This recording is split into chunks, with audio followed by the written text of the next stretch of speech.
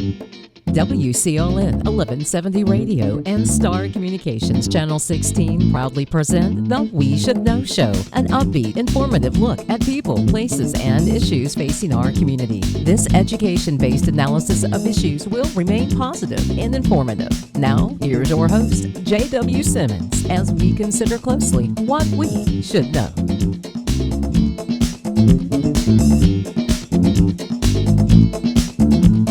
Ladies and gentlemen, welcome back. We Should Know is on the air, the name of the show, and my name is J.W. Simmons, and I am your host, and we're talking to a person today that many people in this county knows. In fact, Brad Hardison, I think probably a lot of people in eastern North Carolina know who you are because you're the director of the Cooperative Extension Office right here in Sampson, one of a number of extension directors throughout the state. It's connected with not only the local farmers, but with North Carolina State University and the School of Agriculture there. I want to open this morning with a kind of a broad picture, but from where you are and from what you've seen in your career, and you grew up on a farm like many of us did, and you look at agriculture in 2025, what are you seeing out of Brad Hardison's windshield this morning, and what are you hearing from the people in the fields that is producing, growing both chickens, hogs,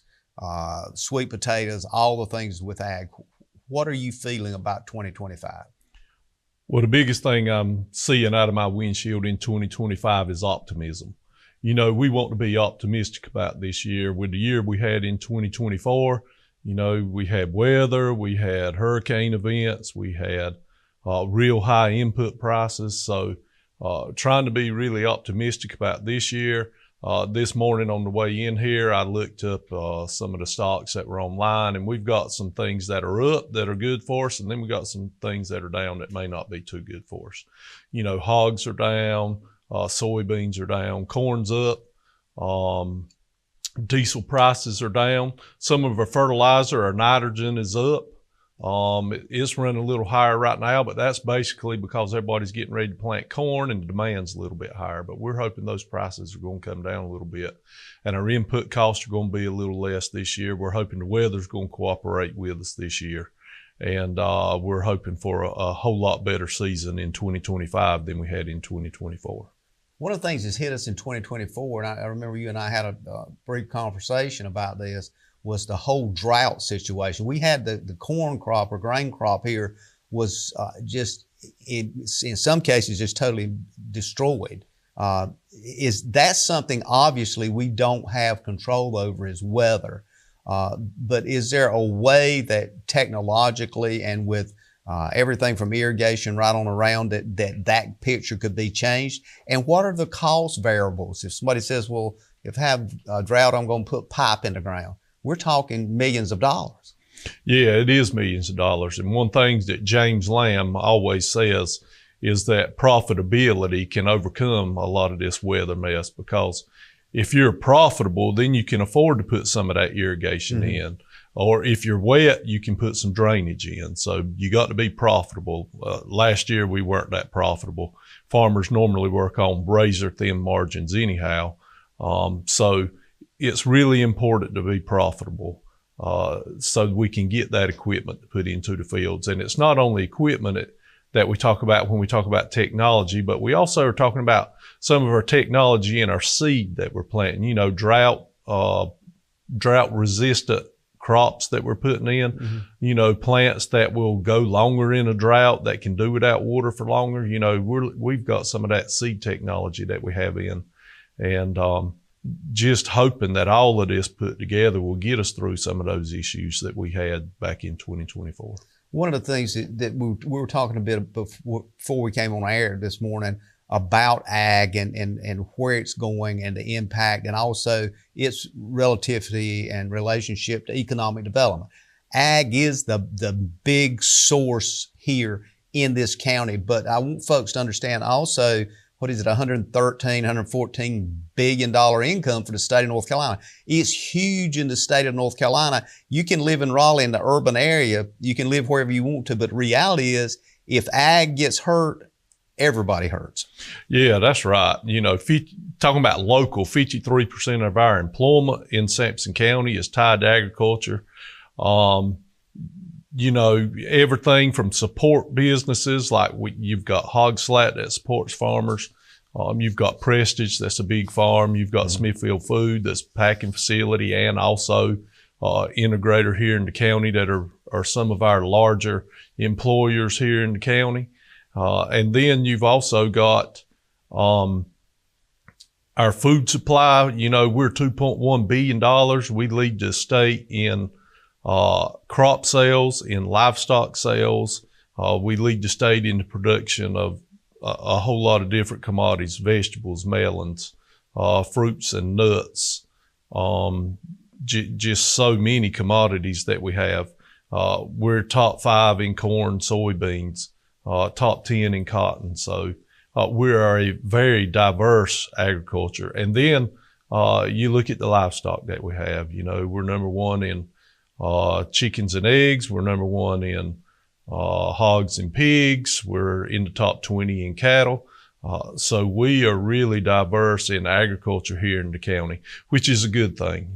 Farmers can be diversified. They can have livestock. They can have crops. All of this not only feeds people in Sampson County, people in North Carolina, but people around the world.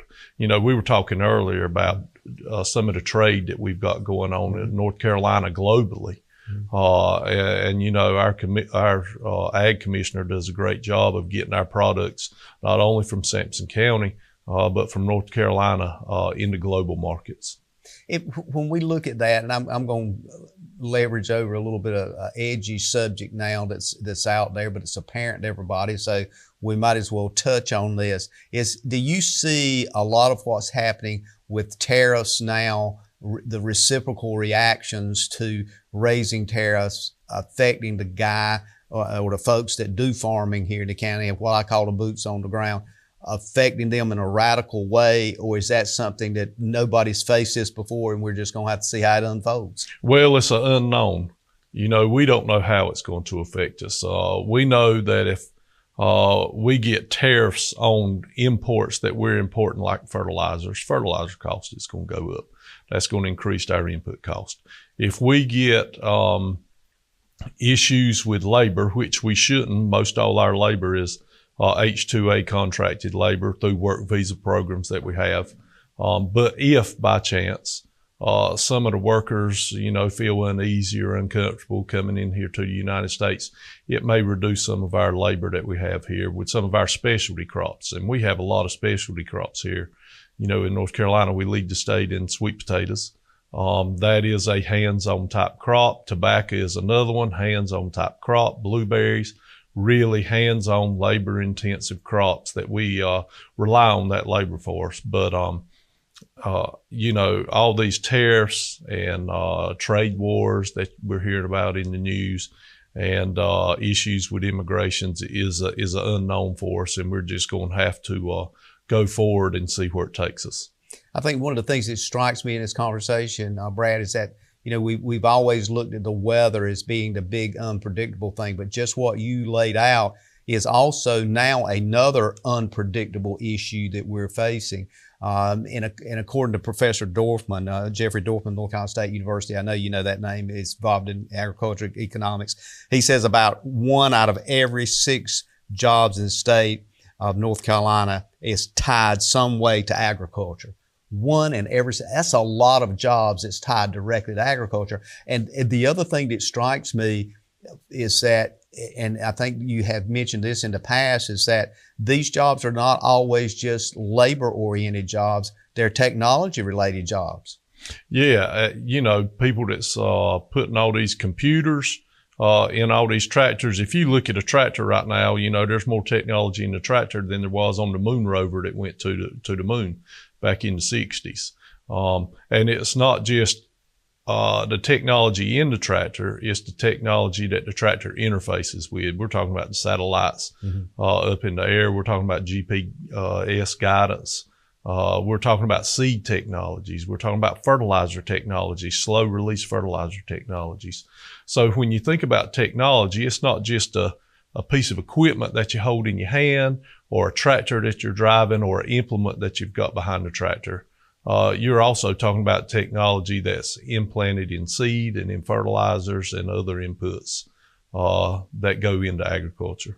What another thing that strikes me with that particular thread with technology, we're seeing a huge need of introducing and bringing younger, should I say, how should I put this, younger brains that are used to working with technology to make agriculture grow. The idea that ag, is just about dirt under your fingernails and muscles and sweat, that's somewhat a thing of the past, although that's needed. But now the world we're evolving to, you have to understand and be comfortable with technology and the advancements that has occurred.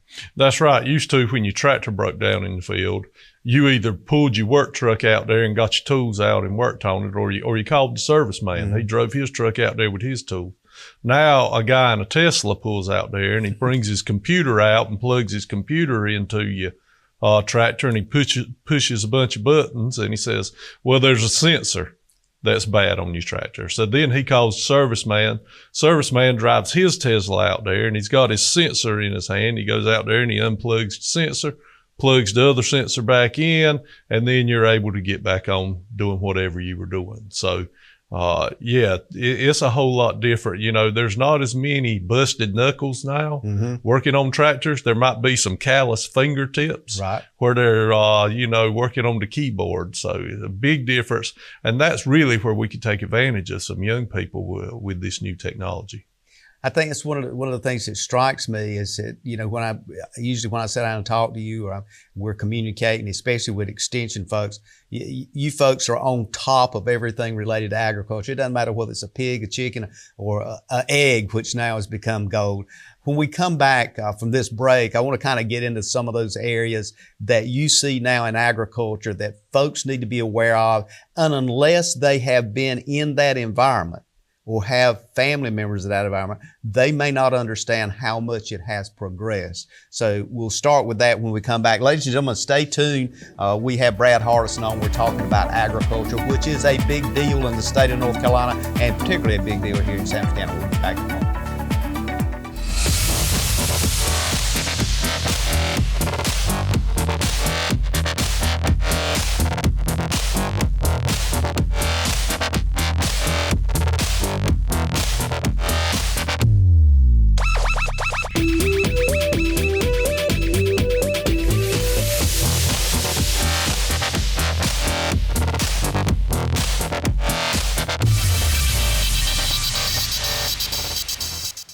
How can your friend save you money? It's easy.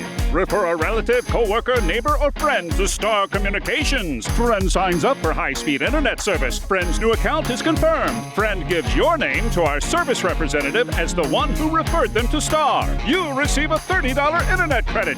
It's just that simple. And even better, receive a $30 internet credit for every referral that results in a new confirmed account. High-speed internet from Star Communications. Refer a friend today. Welcome to Cork and Brew Roseboro, where you can enjoy your favorite coffee, fraps, smoothies, bakery items, sandwiches, and select beer and wines while reconnecting with friends and family. Sit down and enjoy the experience. Come on by and give us a try.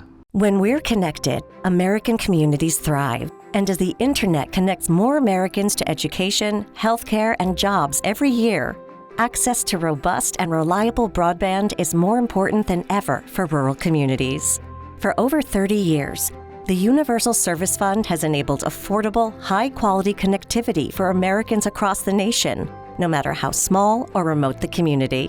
This federal fund allows families the independence to live, work, and thrive in their communities, improves healthcare outcomes with greater access to information and telehealth options, gives children the education they need for a bright future, allows the start and growth of local businesses, which creates jobs that provide financial stability and strengthens economies on both a local and national scale. With the Universal Service Fund, we are expanding and sustaining connectivity for all through broadband built to last. Because when we're connected, America thrives. Ladies and gentlemen, welcome back. J.W. Simmons here. The name of the show is We Should Know.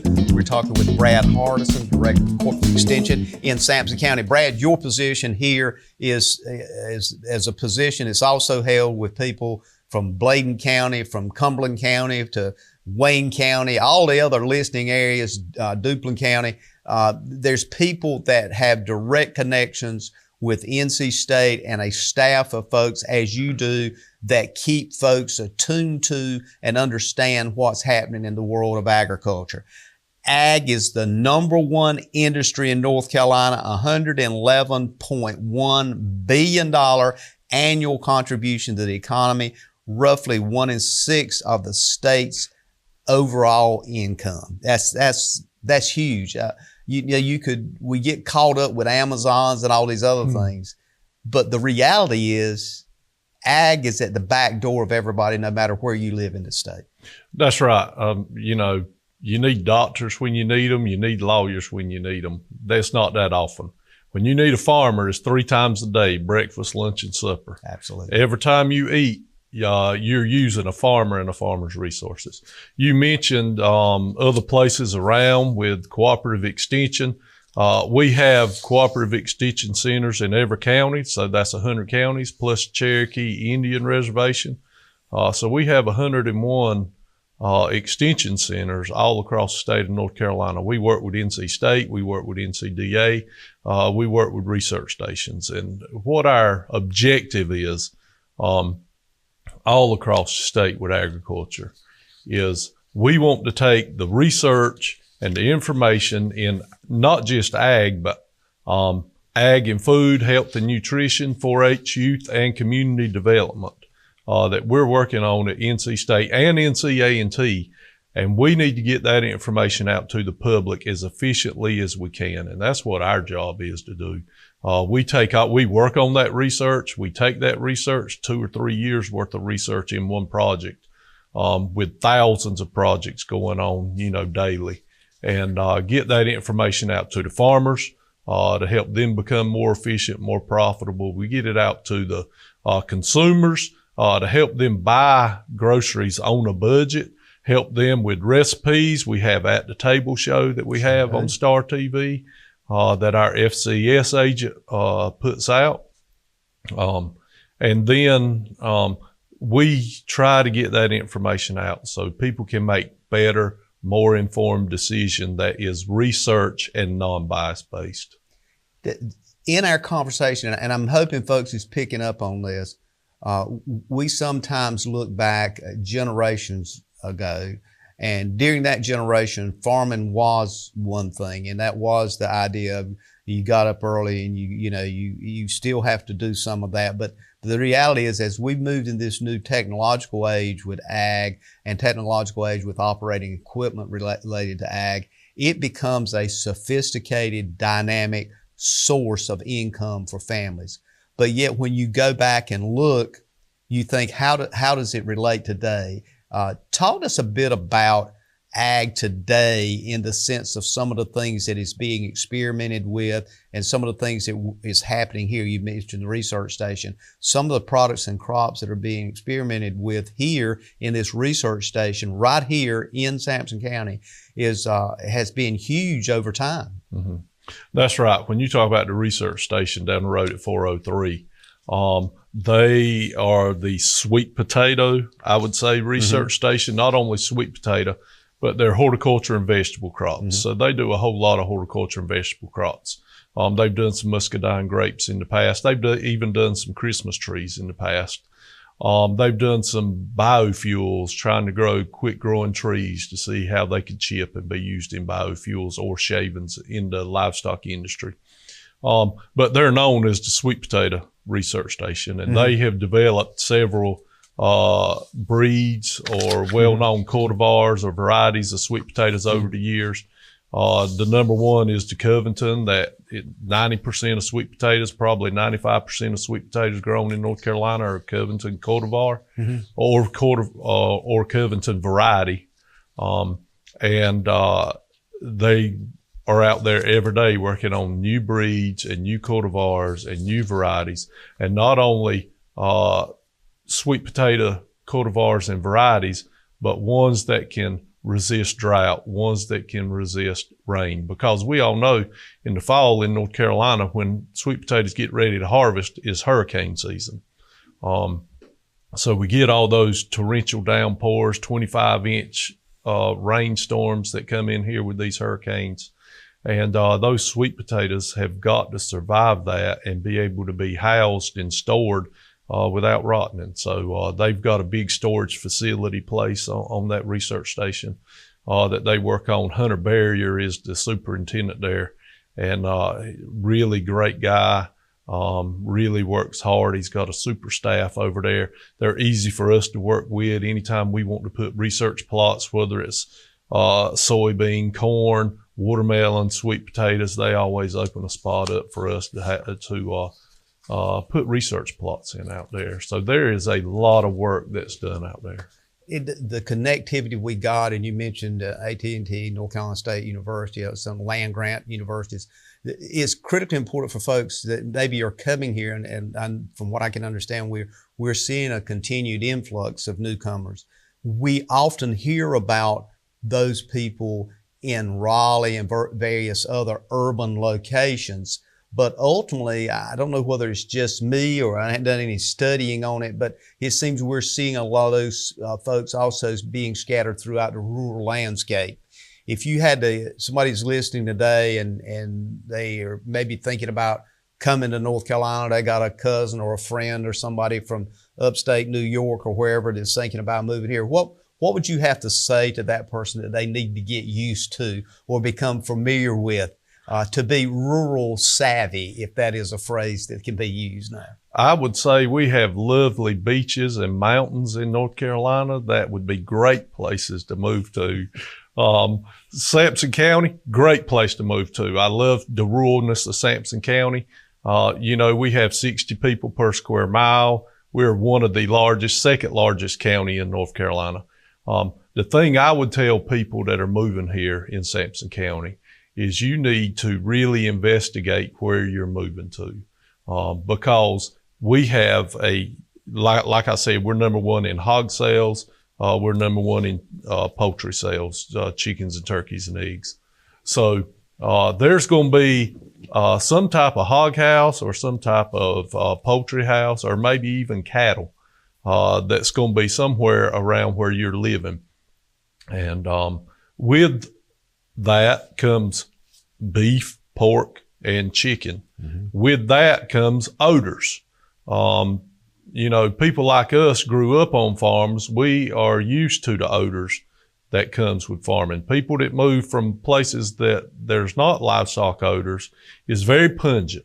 So I would say make sure that if you move to Sampson County that you know where you're moving to, and find out if you're near any of our livestock operations that are here, because you will get a rude awakening when it comes to the smells that go with farming. I think that's important too. Your statement is important too for anybody in the southeastern or eastern part of the state that does encompass a lot of the rural area, as well as North Carolina as a whole. Actually, most of the land mass is rural here. Certainly you can go in downtown Charlotte or Greensboro or Raleigh or places like that, but you're still not far away from that ag community that keeps us thriving and surviving. Yeah, that's right. Urban is urban, rural is rural, suburban is what's growing. Right. And we're growing here in Sampson County. Well, I look at the western part of the county and I look at the northern part of the county. Which is, Raleigh and Fayetteville sprawl. That's where that's coming from.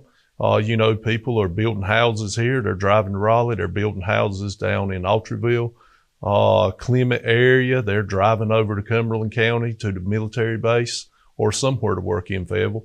Now we've got Wilmington sprawl coming into the southern end of the county. So you're looking at really rural when you're talking about Ivanhoe and Harrells, and in that area, there is really a whole lot of our livestock operations down there. So we're feeling it, getting the squeeze from almost every side, except Duplin. I would say there's not much sprawl around the Duplin County line, the eastern part of the county, and that's simply because us and Duplin are so similar. in our ag that we have in our counties.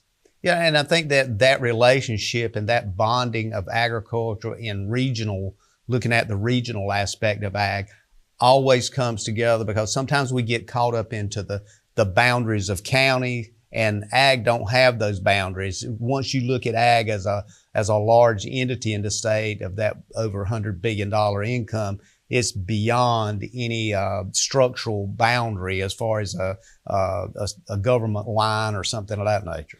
Yeah, I mean, we've got farmers that farm in 5 or 6 counties, you know. When you're talking about farmers in the north end of the county, you've got Cumberland, Johnson, Harnett, Wayne. When you look at the west part of the county, you're looking at Cumberland, you're looking at Bladen, you're looking maybe even in Robeson County. If you get that far, and then people kind of to the southeast, you're looking at again, Robeson, Bladen, Columbus, Duplin. That's where you get into the Duplin side. Maybe even Pender. We've got farmers in Pender. So, you know, our farmers aren't constricted to county lines. They're looking good quality land to rent, and they don't make it anymore, and we're losing it. That's a big challenge that we have right now, not only in North Carolina, but Sampson County. North Carolina ranked second last year in loss of farmland, and we're losing it. It's not coming back. If you put a solar array on a farm, costs $250,000 an acre to turn it back into farmland. That's not going to happen. If you put houses on farmland, it's not coming back, and it's not going to happen. So very important about this loss of farm. We're going to take a quick break. We'll be right back. Ladies and gentlemen, stay tuned. We're talking about agriculture right here in this area and how it impacts your life on a daily basis. Stay tuned. At Fisher's, it's not just about fashion. It's about exceptional service. Experience top-notch customer care and find your perfect look. Visit Fisher's today and feel the difference. Experiencing slow internet? If you have a fast internet package, the problem is most likely your wireless router. With more devices using Wi-Fi, your wireless router may not be able to deliver the speed and coverage you need. We now have the leading solution to enhance your internet experience. Using small devices in a mesh network, these Wi-Fi appliances cover just about any size home, so that all your devices can operate to their fullest potential. Whole home Wi-Fi from Star Communications. Get the most out of your internet connection. If you run a business, you need sales. To get sales, you need customers. To get customers, you need exposure. Let our team of experts craft and produce the perfect video ad to reach your intended audience while making the most of your advertising dollars. Call 1-800-706-6538 or visit starcom.net to contact our Star Communications production team and get your business moving to the next level.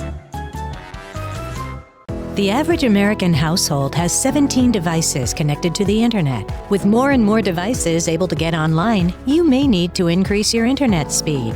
Call Star Communications today and let us help you select the package that's right for you.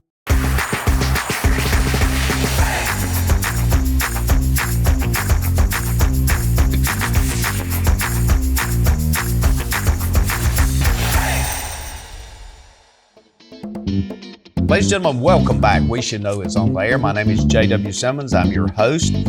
Please remember to continue to communicate with us, as most folks do. When they see me out somewhere, they'll tell me they liked the show we did. They got a suggestion about a show. You can also email us at weshouldknowedu@gmail.com. That's weshouldknowedu@gmail.com. Oftentimes somebody will drop a card to me or a note about a show, or a comment or a question about a show we've had. You can send that to Post Office Box 1482, Clinton, North Carolina. Just address it to We Should Know or WSK, and we'll get that. Appreciate your input and continued suggestions about guests. Today we're talking about something that affects everybody's life, whether you're at the kitchen table or whether you happen to be part of a truck driving down the road or whatever. Agriculture is involved in it. Brad Hardison, I don't know that I could think of anything right now that's not happening in our landscape that ag's not a part of. And that includes not only obviously things we eat, but even materials is involved with that. Yeah, when I go out and I do some talks for outreach events, one of the talks I do is, why are you not a farmer? And, I'll ask people and poll them in the room where I'm at, why are you not a farmer? And, why are you not a farmer? And people will give me all kind of reasons. I don't have a green thumb. I wanted to be a nurse, or I wanted to be a school teacher, or I wanted to work in management. There's so many answers. But the answer is because we have farmers, and those farmers are growing the food and the fiber that we need, food 3 times a day, fiber that we need to put clothes on our body every time that we get up. That's why a lot of these people are not farmers, is because we have farmers that's providing it for them, safe, nutritious food and fiber, anytime. At the drop of a whim. If you want something to eat, you can go in a convenience store, a grocery store, or a restaurant, and it's available. If you need clothes, the only thing you've got to do is run down to one of our stores and pick something up, and then you've got a new set of clothes that is all being provided by the farmer that we take for granted all the time. Absolutely. The other thing that strikes me with our conversation today is not only the connectivity, but there does seem to be a more and more of an understanding of the business entity of farming. Farmers today, as they always have been, but today have to have not only the intellect, but the technology skills to be able to produce the products that we're receiving, that we find, as you said, that we often take for granted. Yeah, I mean, you've got to be a jack of all trades to be a farmer. You've got to be a plumber. You've got to be an electrician. You've got to be able to recognize if you've got a sick animal. You've got to recognize if there is something going on in a poultry house or a livestock house.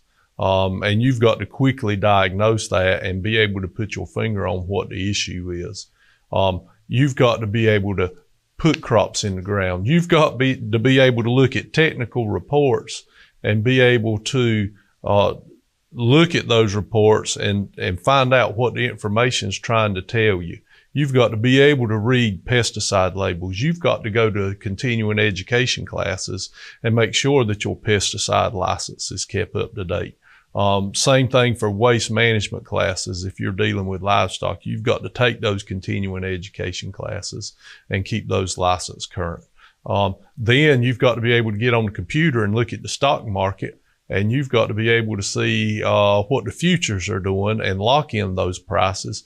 You've got to look at your input cost and have a sharp pencil when you're figuring input cost, and when you're getting ready to contract prices for selling your products, so you can make sure you're not only just breaking even and that you are making a profit and being able to be sustainable, because without profitability, there's not sustainability.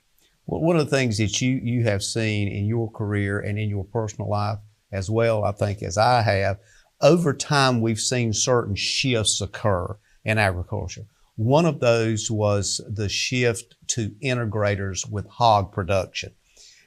That occurrence shifted the whole dynamic of the landscape of producing hogs into facilities. There was no more hogs roaming around with things we used to call self-feeders, or even before that, slop buckets where you would feed hogs.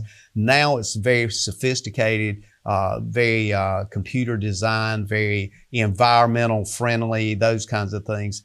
How do you see that continuing? And is that something we should be, particularly in this area where we have a company like Smithfield Food that has foreign ownership in it, is that something that is volatile to the day's markets on a large scale that should give people pause as we move forward in agriculture? There's a lot of things that would give people pause to think about in agriculture. Just yesterday, I was at a ball game and my phone vibrated, and I picked it up and looked at it, and I had an alert from the greenhouse that we have at the extension office that said the temperature had dropped below what the settings were. That's how the technology is working. And it's not only works like that in greenhouses, but it works like that in our poultry and swine houses as well. The technology is there. The thing I like to say about technology is great when it works. When it don't work, you have problems because before we put this technology in our greenhouse at the extension office, we went a weekend to where we didn't have any heat out there. And that was in the wintertime. We lost some of the plants in there. And if you think about that on a small scale like we have at the extension office, think about it at a big scale where you've got a huge grower that's out there growing. If he loses 50% of the plants he's got in his houses, that's a problem. And that's a problem he may not be able to recover from. But there is plenty of issues in agriculture that we need to pause for and think about. A lot of this is the trade, the tariffs, what it's going to do, how is it going to do. And we know that if there is going to be tariffs, there's going to be some pain. We're going to maybe have to pay more. But is it worth it in the big picture for our price, the price of our commodities to be raised when we're exporting to other countries? I don't know. That's still unknown yet. So we'll see about that. Well, and the particular thing that I think about with Smithfield, both in Bladen and Sampson County, is the production end of that is also a huge income economically for the county government. As far as the functionality of the county government, you're talking thousands of employees just in being employed by that entity, that one entity. Yeah, and if you think about it, not only the employment, but you think of the products being sold, you think of the gas that these trucks are using, moving up and down the road, the tires that are going on these trucks that are being sold here, taxes is being put on all those products, and they're going to county government, they're going to state government, and that's what's going back into our economy here. So when you think about it, 53% of our employment was affected.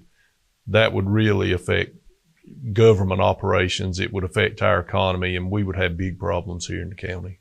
One of the things I'm going to kind of read a quote here. Ray Starling, General Counsel of North Carolina Chamber and President of North Carolina Chamber Legal Institute, was talking to the Carolina Journal. And he talked about the excess we have as agriculture in the state of North Carolina. And really, not only the state of North Carolina, but like a country, we probably have more excess than any other country in the world. And one of the things that he spoke to related to the tariffs and trades and the current administration and that kind of thing is that we have to be patient. But he said with this quote, "Patience does not pay the bank note off at the end of the season, and so there's still an economic piece that they're even more sensitive to, and understandability." So he's saying, yes, in agriculture, 2025, you got to be patient, but at the end of the day, you've also got to look at that financial piece because there's always a note coming due. That's right. The bank wants their money. Exactly. And you can't get blood from a turnip either. Absolutely. So, I mean, you know, it's a really balancing game. And for some farmers, they got to make a decision if they're going to farm this year or if they're going to get out. That was a big decision a lot of them had to make last year because last year was so tough. But you know, it's always in farming. The profits are major or razor thin. If there is profits, you know, we always talk about in farming, you have 2 good years and 3 bad years. So when the time for harvest, you got to get it out there and get it done, and you got to make the money when the money's there to be made, and then you've got to be able to put it up somewhere to be able to get through the lean years that we have. And we, like last year and year before last, was pretty lean years. Nobody really, I think, Brad, totally understands financial margins as much as farmers do, because the agility of that market is so fluid. It's almost impossible to plan much beyond a few months down the road. Sure, they buy everything at retail, sell everything at wholesale. The price of equipment is astronomical. We talked about the guy coming out there with his Tesla plugging a computer in. That's not free. No. So the technology that's out there, that's not free either. You have to pay for it. So you know, there's a price to pay for everything. And the bill collector's always knocking on the door, ready to get his part of the pie. We've been talking a lot about the agriculture, the large scale, looking at the big picture and that kind of thing. When we come back, I want to tap in on your expertise about planting. We are at the spring. We're talking about planting everything from trees to bushes to grass. I want to tap in on that and let you bring us back up to speed on what we need to know before we go forward. Ladies and gentlemen, we'll be back in a moment. We're talking with Brad Hardison, the Extension Director here in the county. We'll be right back.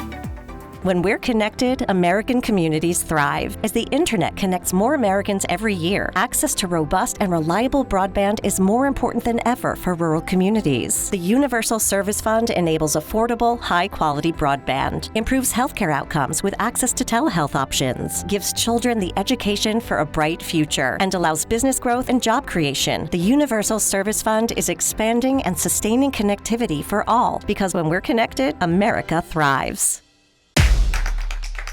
Providing fewer commutes, more backyard offices, and crystal clear meetings. Providing less, you froze up, and more presence in your presentations. Providing a better internet experience. Providing possible. At the Reedy Mark, we take pride in a unique, distinguished customer experience. We specialize in handcrafted cocktails, allocated bourbons, as well as gourmet signature food items exclusive to our menu at the Reedy Mark in Roseboro. Hey guys, Sydney and Jesse here from At the Table. Are you enjoying the show? We want to hear from you. We have a quick survey where you can tell us things you've learned, recipes you've tried, and how the show has impacted you. You'll be entered into a grand prize drawing. Check out our link or scan the QR code for more info. Thank you for tuning in and cooking with us at the table. Ready to start fresh?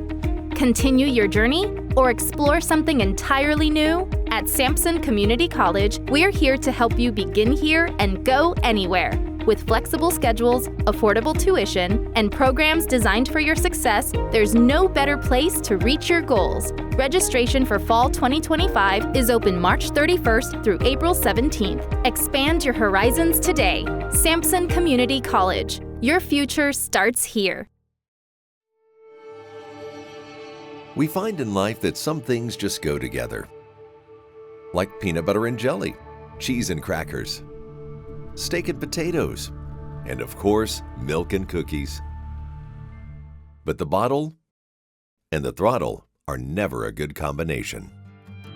Be smart. Be safe. Be responsible. Don't drink and drive. Ladies and gentlemen, welcome back. We're coming up on the last part of the show. We're talking with Brad Hardison, the Director of Cooperative Extension in this county.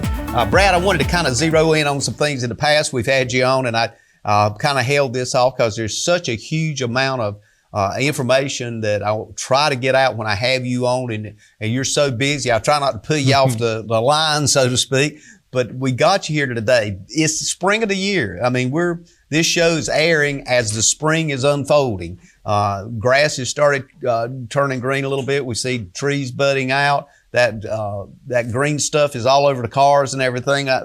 Help us understand as we go out, and when I say we, me, other people go out and you go to stores here and there, or you go to a nursery, and all of a sudden, particularly if it's a big box area, you'll see trees of all kinds. It's got neat pictures on them that show you fruit and other things. You go, I want at least 2 of those in my yard because I want to grow my own fruit. What do we need to know? Is there something called compatibility? Well, there's a lot of things that we need to know about planting. The first thing I would say about planting right now is everybody's itching to plant. Mm-hmm.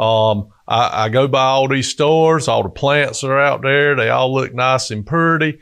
I see people putting them in cars.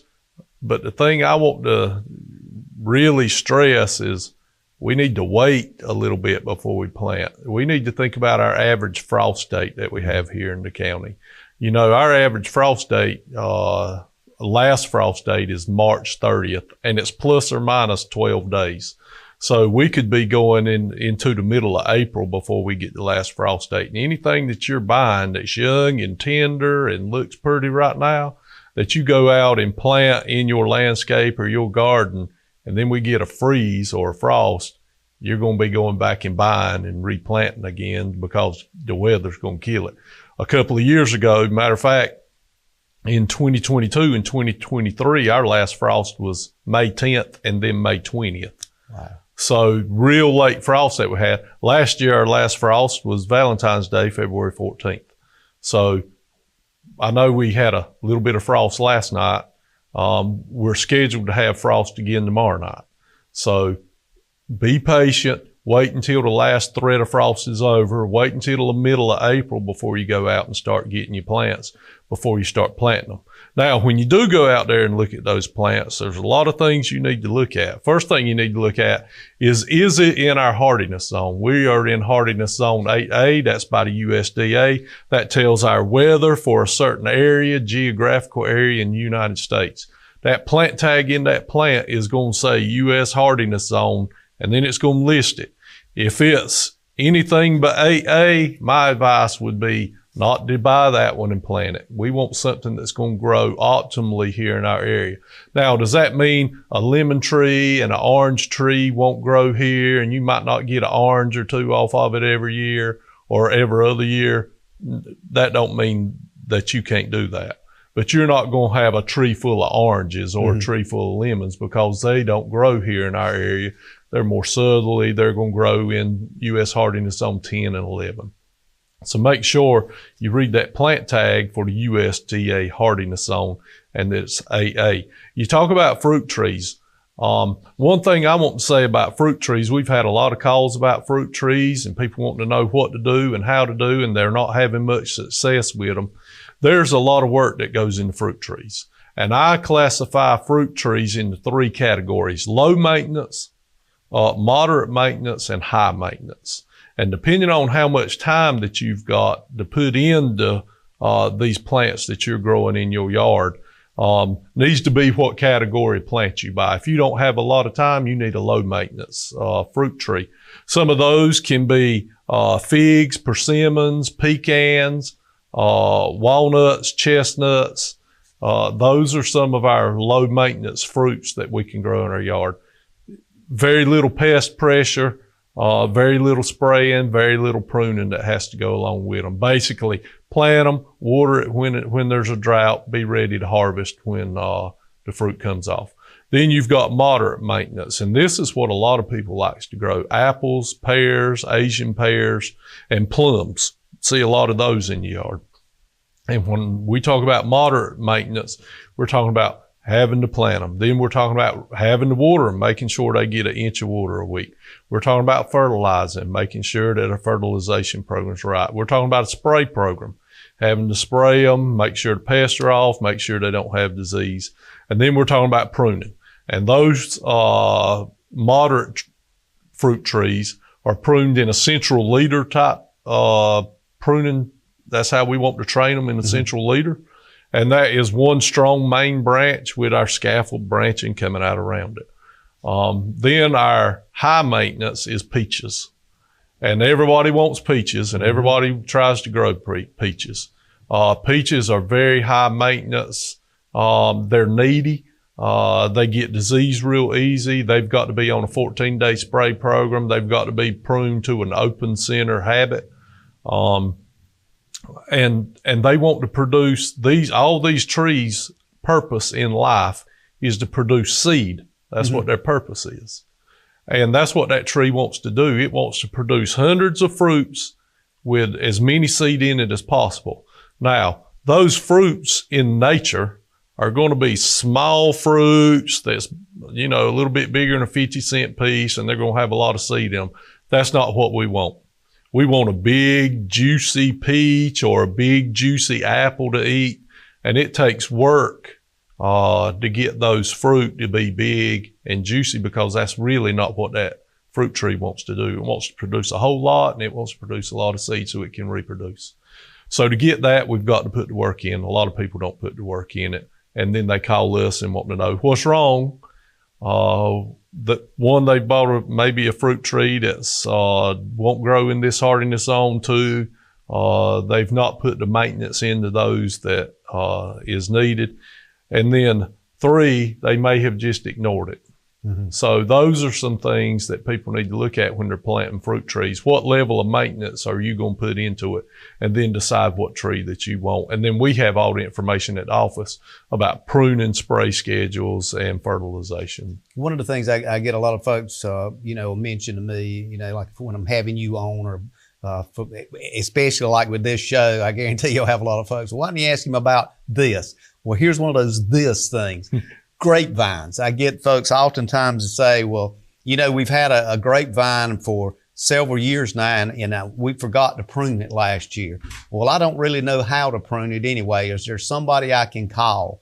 And, my response is always reach out to Extension. They can tell you what, if there's anybody in the area. Is that something that is just typical? Folks put certain kinds of fruit out there, particularly grapevines, and they just don't keep them up. Well, that's right. And things happen in life, you may have injury, you may be getting older, you may have taught your kids how to do it. They may be moved away. There's a lot of reasons why people don't tend to their garden like they used to. Mm-hmm. And grapevines is one that we see a lot, and they get overgrown and just get real messy if you don't prune grapes like they're supposed to. Grapes should be pruned annually. They should be pruned in January, February. You can still prune them. There's still time left to prune them. And they're going to bleed. And what that means, it's going to be dripping water out of the vine when you cut it. But that's fine. They'll recover from that. We have pruning guides at the office. We have videos online that we can point people to show them, how they should be doing it. There used to be a lot of people around in our area that you could call to prune grapevines and to prune trees and to prune blueberry bushes. That's one we don't talk about. Yeah. But some of those people are old or out of the business, and they're not doing it as much anymore. So we have that information. We can point you to that information. We have demonstrations sometimes in classes on teaching people how to, where you can come out to our office and actually take a couple of hand pruners or some loppers and get out there and work on the ones that we have in our demonstration gardens and learn the techniques on how to do that. Does the Master Gardeners help promoting ways to do that? Absolutely. The Master Gardeners not only have plant sales, and speaking of plant sales, they got one coming up in March every Wednesday, Thursday, and Friday from March 26th, I believe, to the middle of April, where they're going to be selling native plants. They're waiting for that frost date before they get the plants out here. And you can buy plants there that are for our zone, that's grown locally, that's had the love and care that they need. And plus, then you get the expertise to being able to talk to those Master Gardeners, not only about the plants that they're selling there, but also our grapevines and our blueberry bushes and our pollinator gardens that we have there. And you can pick their brains on anything that you need to do, because they are a great resource for us here in the county. Would it be safe to say that if somebody does have something they're not sure about, it's better to call first before you invest in, and then you're on the right path? Absolutely. I see way too many people that spend money on a whole truckload of plants in the spring. And then, like we said, it could either be frost, or it could either be not having the time to put in it, or it could be the wrong hardiness zone that they buy the plant for. It could be pests that just come in and devour the plants, whether it's disease or insects. So yes, I would call our plant clinic, our Master Gardener staffed plant clinic, every Monday, Wednesday, and Friday, and they can answer any questions that you have before you run into these problems. Takeaway very quickly here: AA hardiness zone is what 8A. AA hardiness zone. and it'll have it on the tag. That's right. If not, you might need to investigate it a little bit before you purchase it, but most of the bulk purchases will have that. The other thing I think take away is call the number 592-7161. That's it. 592-7161, extension office, and get help. I want to thank you for being with us today and taking time. And I know your phone has probably got 50 calls on it from the time you got here, because it's hard to get in. If you can't get up with this guy, he's got a bunch of folks that work there with him that can help you. So thanks for being here, Brad. Thanks, JW. Ladies and gentlemen, thank you for being with us today. We look forward to seeing you again next week with another show. And spring is in the air. So stay tuned and may God bless. Thank you for tuning in to this week's episode of We Should Know with host J.W. Simmons. If you have a question, comment, or suggestion regarding this or any episode, please send your emails to weshouldknowedu@gmail.com. And remember to tune in every Tuesday at 2:30 for another informative episode of We Should Know.